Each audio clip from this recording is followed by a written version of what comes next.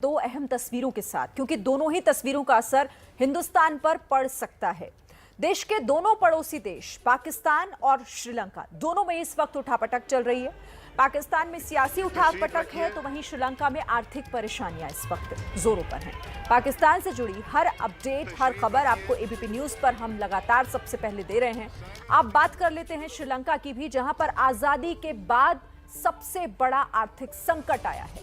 बड़ी खबर इस बीच ये है कि श्रीलंका में आए आर्थिक संकट के कारण वहां पर हालात बदतर हो गए हैं।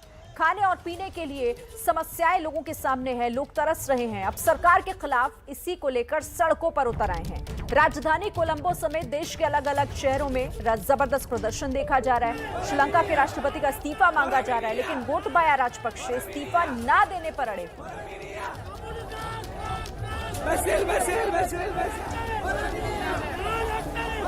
तो राष्ट्रपति गोटबाया राजपक्षे के इस्तीफे की मांग को लेकर ये सभी इस वक्त सड़कों पर उतरे हुए हैं और कोलंबो सहित जो दूसरे महत्वपूर्ण शहर हैं वहां पर भी लगातार ऐसे ही प्रदर्शन देखे जा रहे हैं। श्रीलंका में इस वक्त आजादी के बाद अपने सबसे बुरे आर्थिक दौर से श्रीलंका गुजर रहा है और ऐसे में सरकार पर सबसे बड़ा सवाल तो है ही, लेकिन गोटबाया राजपक्षे इस्तीफा देने से अब तक इनकार करते रहे हैं। तो श्रीलंका में बिगड़े आर्थिक संकट का कोई समाधान नहीं मिल रहा है, लिहाजा जो आम लोग हैं वो सड़कों पर डटे हुए हैं। युवा प्रदर्शन के सहारे, तो विपक्ष अविश्वास प्रस्ताव लाकर सरकार को हटाना चाहता है।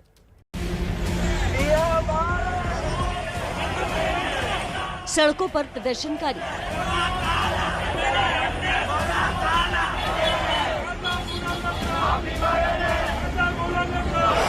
सचिवालय के बाहर प्रदर्शनकारी,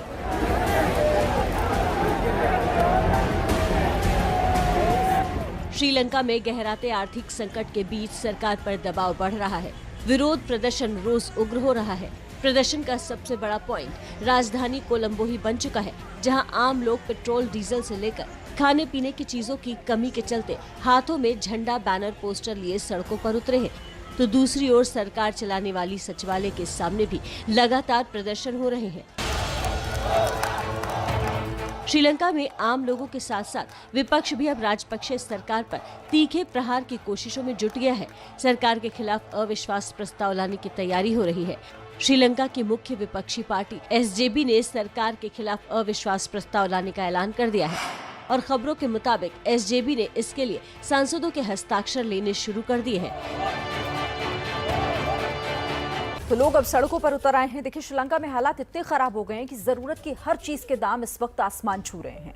नतीजा जनता भुगत रही है। क्या आपको पता है कि वहां पर ब्रेड 3,500 रुपए से भी ज्यादा कीमत से मिल रही है? एक रिपोर्ट देखिए जरा।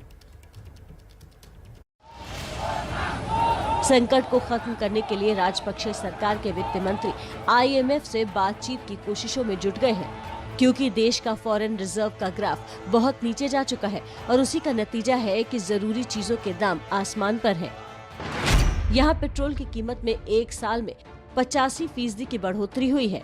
डीजल 69% महंगा हुआ है। सिलेंडर की कीमत में 84% का उछाल आया है। 1 किलो हल्दी की कीमत 3,853 रुपए है। 443% का उछाल है। 1 किलो ब्रेड 3,583 रुपए में मिल रहा है। इसकी कीमत भी 443% बढ़ी है। चावल की कीमत में 93% की बढ़ोतरी है, जबकि मसूर दाल की कीमत में 117% का इजाफा हुआ है। ये आंकड़े बता रहे हैं कि श्रीलंका में हालात किस तरह खराब है और इसी वजह से राष्ट्रपति सचिवालय के बाहर जमा होकर लोग गोटबाया राजपक्षे से सत्ता छोड़ने की मांग कर रहे हैं।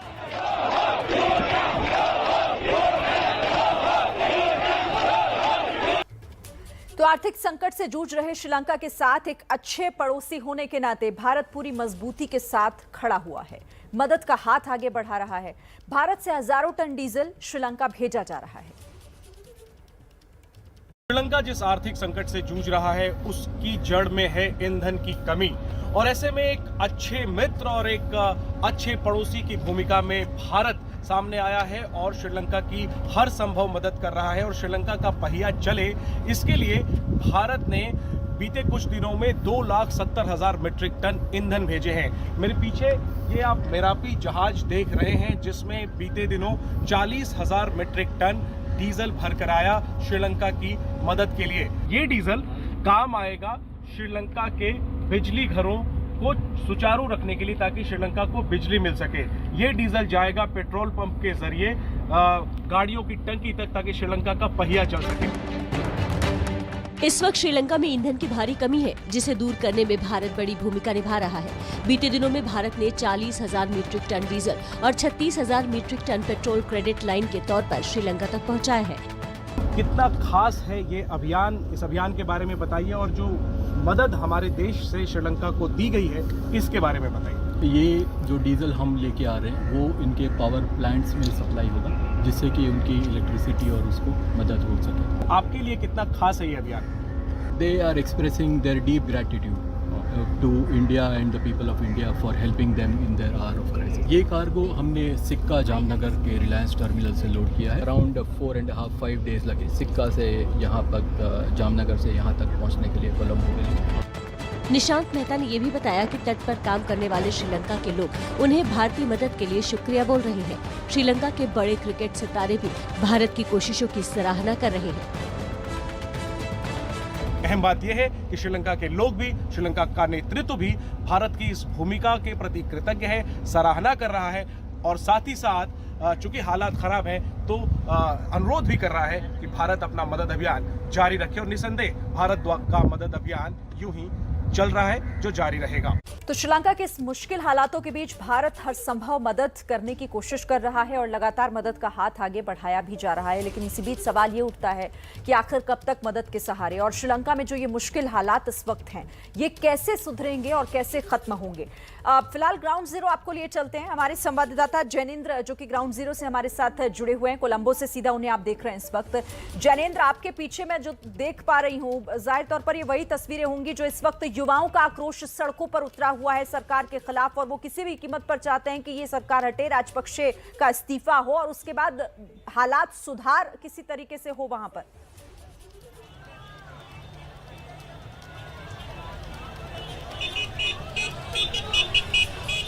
देखिए, नेटवर्क थोड़ा सा डिस्टर्ब है, मैं पूरी बात आपकी नहीं समझ पाया हूं, लेकिन तस्वीर जरूर मैं दिखाना चाहूंगा। जो सरकार विरोधी प्रदर्शन कोलंबो के गाले बीच पर बीते शनिवार से यानी कल से चल रहा है, और पूरी रात यहां पर प्रदर्शनकारी जमे रहे खुले आसमान के नीचे, और बारिश के बावजूद सुबह भी हमने देखा कि बारिश में प्रदर्शन चल रहा था, और प्रदर्शनकारियों की संख्या अब कई गुना बढ़ गई है एक बार फिर।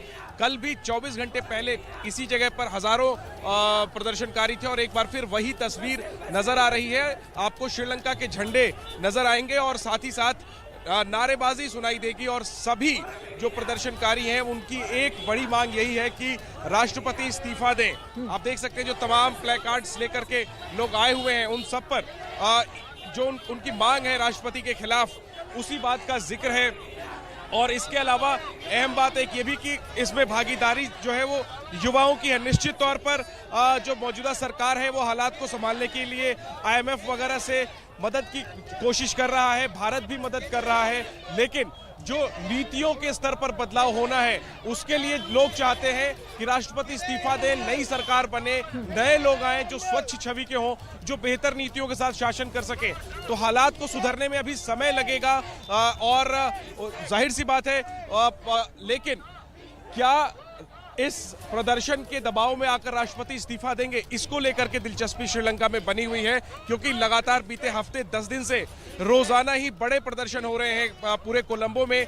इस प्रदर्शन की खास बात यह है कि ये लगातार 2 दिनों से चल रहा है। अब तक जो भी प्रदर्शन हमने देखे हैं वो कुछ घंटों के लिए होते हैं और फिर प्रदर्शनकारी चले जाते हैं, लेकिन फिलहाल गाले बीच पर, गाले फेस पर लगातार दूसरा दिन है यह प्रदर्शन का, जबकि हजारों की संख्या में प्रदर्शनकारी बीते कई घंटों से जमे हुए हैं। वीकेंड का प्रदर्शन के लिए इस्तेमाल कर रहे हैं श्रीलंका के लोग, और अपनी भड़ास निकाल रहे हैं, अपना गुस्सा निकाल रहे हैं राष्ट्रपति के खिलाफ। गोटबाया राजपक्षे जो राष्ट्रपति हैं, और उनका जो पूरा कुनबा है उनके खिलाफ भी। Gota, you and your family must go jail. Go home, Gota, go home. Say the baby, go home, Gota, go home. Go to the jail. Gota Rajapaksa has to go home. No, no. गोटा राजपक्षे इस लाया Gota, you लगता है कोई इस्तीफा मांग रहा है, कोई जेल भेज Go home, Gota. Go home, Gota. Since when you all are protesting? Sorry? Tomorrow? Sometime. तो हजारों की संख्या में लोग हैं और ये प्रदर्शन किसी संगठन या किसी राजनीतिक दल के द्वारा नेतृत्व नहीं किया जा रहा, बल्कि आम लोग खुद ही सोशल मीडिया पर अभियान चला रहे हैं और खुद ही यहाँ पर इकट्ठे हुए हैं। किसी भी संगठन का बैनर आपको नजर नहीं आएगा, केवल श्रीलंका का झंडा है और एक ही नारा गूंज रहा है, गोटा गो होम। राष्ट्रपति गोटबाया राजपक्षे, आप वापस जाइए, आपका समय हो गया है। गोटा पर्या पर्या हम देख सकते हैं कि छोटे छोटे बच्चे भी इस प्रदर्शन में शामिल हुए हैं। श्रीलंका का जो वर्तमान स्थिति है, जिस तरीके से आर्थिक दलदल में श्रीलंका फंस गया है, उसके लिए सरकार की नीतियां has to resign. Gota Rajapaksa has to resign. We are protect. Gota Rajapaksa has to resign. Gota Rajapaksa has to resign. this protest continued today also tonight. No, we are continuing until he resign.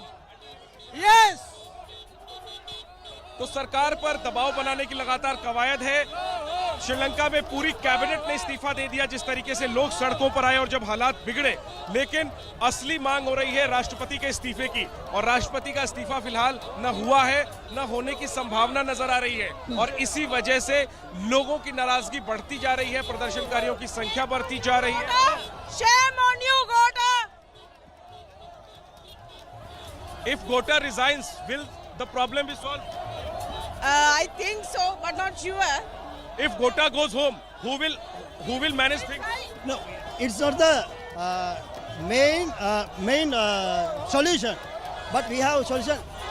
The rest of the people, the good people, good parliament members, they have to come and You are protesting from tomorrow?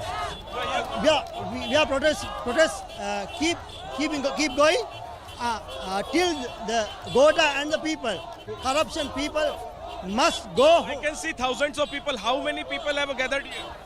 Many, more than 1,000,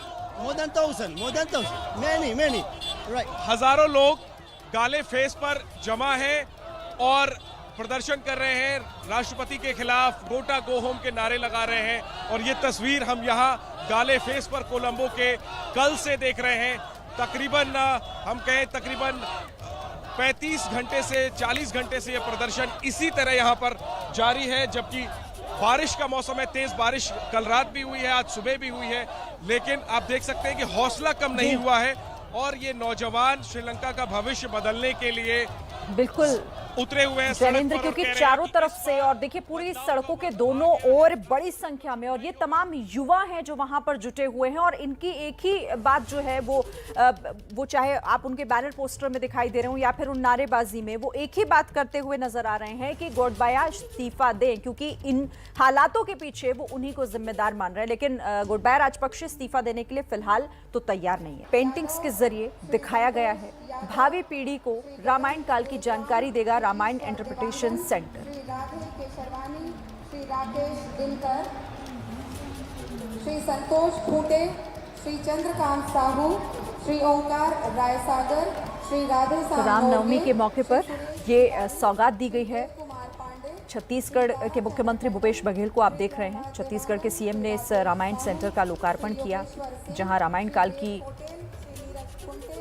लीलाओं को, उस दौरान की घटनाओं को paintings के जरिए दिखाया जाएगा। और आज भी इस उद्घाटन के बाद वहां पर पेंटिंग्स के जरिए दिखाया गया। छत्तीसगढ़ के मुख्यमंत्री जो वहां मौजूद रहे और उन्होंने इस रामायण सेंटर का लोकार्पण किया है। श्री मनोहर प्रधान, श्री लव तिवारी, श्री भारत भूषण बंजारे, श्री लहुर रमन साहू, श्री वाजिद खान, श्री संतोष छत्तीसगढ़ के मुख्यमंत्री साहू, श्री रामनिवास भूपेश बघेल श्री अब्दुल वहाब, श्री हेतराम रामायण इंटरप्रिटेशन सेंटर का उद्घाटन किया उन्होंने आज। श्री चिंताराम कश्यप। तो रामनवमी का त्योहार देश भर में हर्षोल्लास के साथ मनाया जा रहा है, लेकिन राजस्थान के भरतपुर में रंग में भंग पड़ गया। डीजे को लेकर विश्व हिंदू परिषद के कार्यकर्ताओं और पुलिस में झड़प हो गई। पूरा मामला ये था कि एक धार्मिक स्थल के पास दुकानों पर बज रही राम ध्वनि के लाउड स्पीकर को पुलिस द्वारा बंद करा दिया गया। पुलिस और प्रशासनिक अधिकारियों द्वारा लाउडस्पीकर बंद कराए जाने की सूचना पर विश्व हिंदू परिषद के पदाधिकारी मौके पर पहुंचे। फिर पुलिस प्रशासन के खिलाफ नारेबाजी शुरू कर दी, जिसके बाद काफी देर तक पुलिस और प्रदर्शनकारियों के बीच विवाद होता रहा। पुलिस का कहना है कि लाउडस्पीकर बजाने की अनुमति नहीं थी, इसीलिए उसे बंद करा दिया गया। फिलहाल मामला काबू में।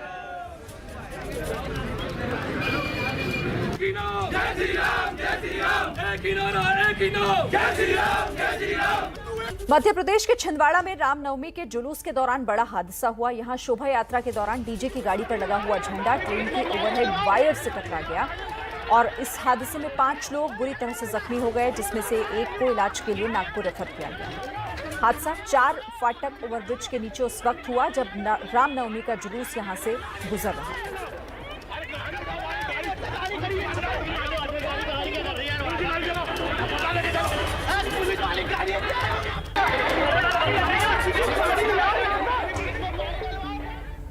सुपरटेक के ट्विन टावर को गिराने का आज रिहर्सल होने जा रहा है। दोपहर में होने वाले टेस्ट ब्लास्ट में क्या कुछ हुआ है वहां पर इस रिपोर्ट के जरिए आपको समझाते हैं।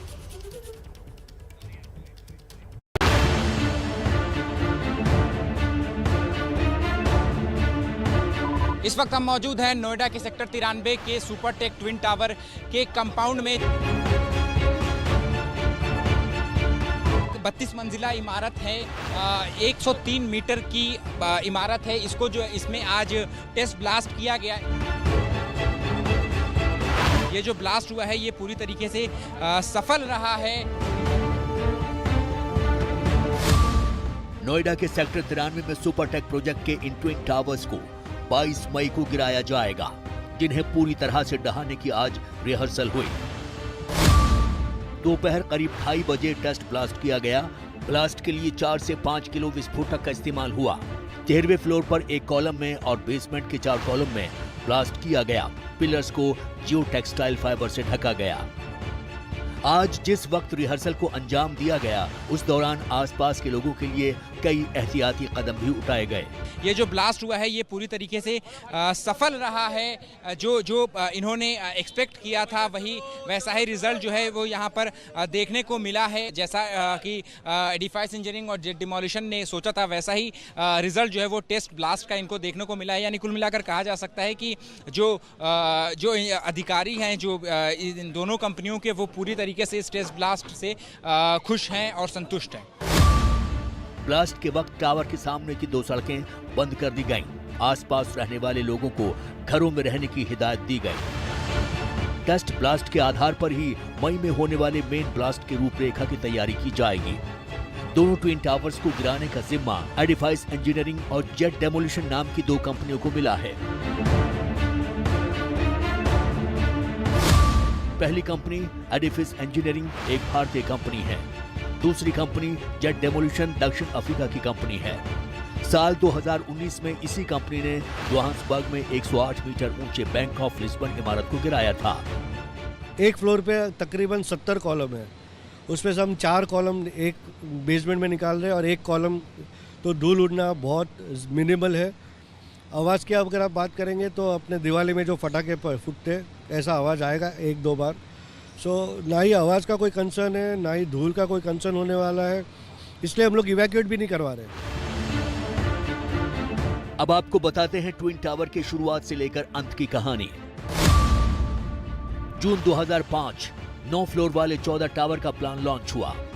दिसंबर 2006 15 टावर और 11 फ्लोर के साथ बदलाव किए गए। नवंबर 2009 24 फ्लोर वाले 2 नए टावर जोड़े गए। मार्च 2012 फ्लोर की संख्या बढ़ाकर 40 की गई। दिसंबर 2012 इलाहाबाद हाई कोर्ट पहुंचे निवासी। अप्रैल 2014 हाई कोर्ट ने टावर गिराने और पैसा लौटाने का आदेश दिया। मई 2014 फैसले के खिलाफ Noida authority Supertech supreme court पहुंचे। अगस्त 2021 सुप्रीम कोर्ट ने भी टावर गिराने का आदेश दिया। 22 मई 2022 सुपरटेक के दोनों टावर को विस्फोटक के जरिए उड़ा दिया जाएगा।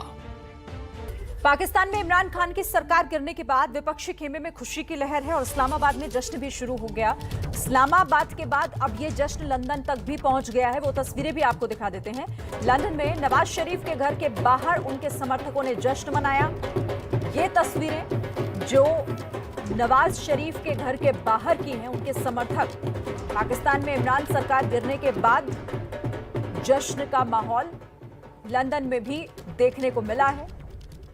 नवाज शरीफ के घर के बाहर उनके समर्थक यहां पर ढोल नगाड़ों पर नाचते हुए, खुशी मनाते हुए दिखाई दिए। इमरान की सरकार गिरने के बाद विपक्ष जो पहले तस्वीरें आपने देखी इस्लामाबाद में भी और पूरे पाकिस्तान में जश्न भी अब मनाया जा रहा है, तो ये तस्वीर लंदन की है, नवाज शरीफ के घर के बाहर। तो पीछे जो आप ये बिल्डिंग देख रहे हैं एवनफील्ड हाउस, ये वो बिल्डिंग है जहां पर नवाज शरीफ रहते हैं और उन्हीं के घर के, उनके आवास के बाहर लंदन में खुशियां मनाई जा रही हैं, जश्न मनाया जा रहा है उस जीत पर जो इमरान खान की सरकार को गिराकर मिली।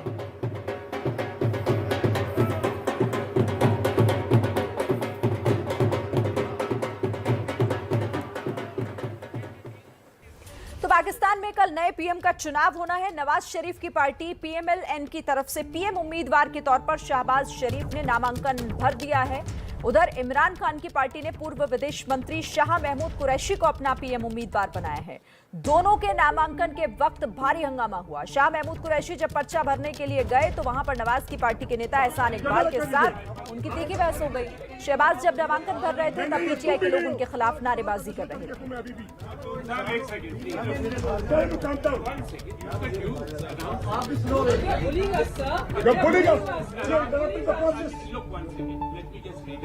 नहीं, not at all.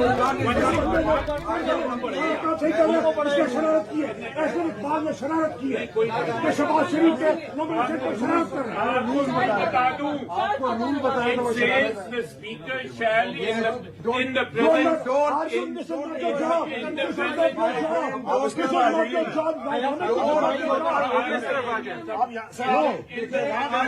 अंदर इम्पोर्टेड आर्गुमेंट कहाँ से आए? एक साइड को बोलने दे, इम्पोर्टेड आर्गुमेंट ना लाए मेरे आर्गुमेंट में।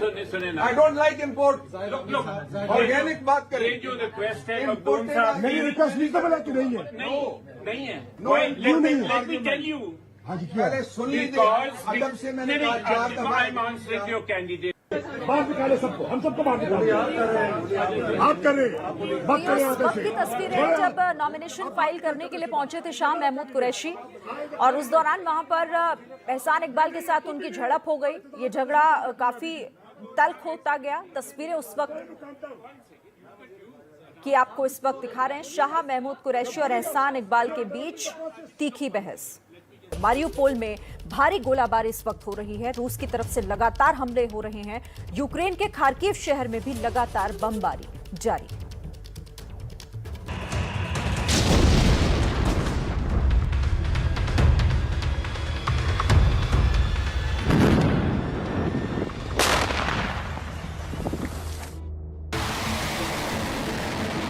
एक तरफ जहां दुनिया भर के देश यूक्रेन की मदद कर रहे हैं, वहीं रूस है कि यूक्रेन को नेस्तनाबूद करने के लिए अलग अलग शहरों को टारगेट कर रहा है।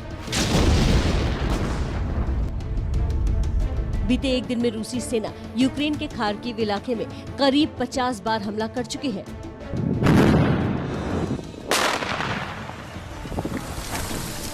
इससे पहले कि अपने घरों में बैठे नागरिक समझ पाते कि उनके साथ क्या हुआ है, उनका घर तबाह हो चुका था।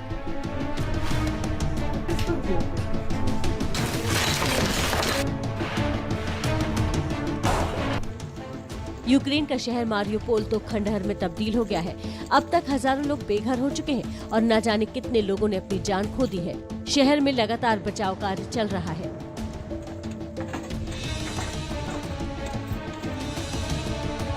कुछ ऐसे ही हालात चेरनीहिव के हैं, जहां रूसी सेनाओं ने एक चर्च को जमींदोज कर दिया है और चारों तरफ सिर्फ तबाही का मंजर है।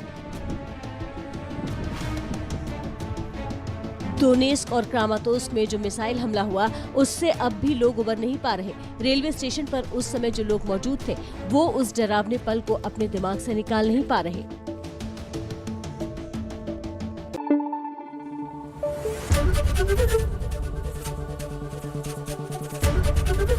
ABP न्यूज आपको रखे आगे।